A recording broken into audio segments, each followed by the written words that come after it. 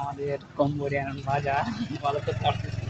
বাংলাদেশের থেকে অনেক জিনিসটা আপনাদের তুলে ধরার জন্য দেখাচ্ছি ভালো মতন। এই ছিল আমাদের কম্বোডিয়ান রাস্তাঘাট, এখানে বাজার, বাজারে আসছিলাম। বর্তমান বাজারের রাস্তাঘাটে কি হাওলাত, এমন রয়েছে কম্বোডিয়া, এই যে বিদেশ প্রবাসী জীবন। এই আমাদের প্রবাস, আপনারা মনে করেন ভিআইপি রাস্তা মানে অনেক সুন্দর থাকে তা না ভাই, যারা প্রবাসে আছে তারাই জানে। এই দেখেন তারাই এখানে ছিল অফিস, ধরনের ব্যাংক, তারপরে ছিল শাহ, আর অনেক ইত্যাদি পাওয়া যায় এখানে। আমি দেখাচ্ছি এখানে মাছ কিরকম, মানে মাছ মানে ই করা রাখছে, এটা মাছটা হচ্ছিল কুটে মানে পানি বেরো হইতে হয়েছে এরকমই রকম একটু ফলানো অনেক কিছুই। হ্যাঁ, এই ছিল কসমেটিক দোকান, সবই পাওয়া যায় এখানে। এটা ঠিক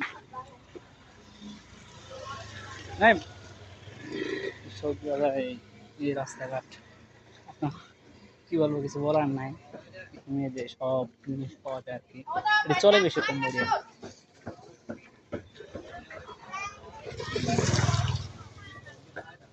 গেঞ্জি অনেক সুন্দর সুন্দর জিনিস পাওয়া যায় এখানে। একটু ভালো আছে আমাদের এখানে বাজারে দাম কম পাওয়া যায় আর কি। রাস্তার হালাত দেখলে তো ভয়ঙ্কর করে এখানে হাঁটতে।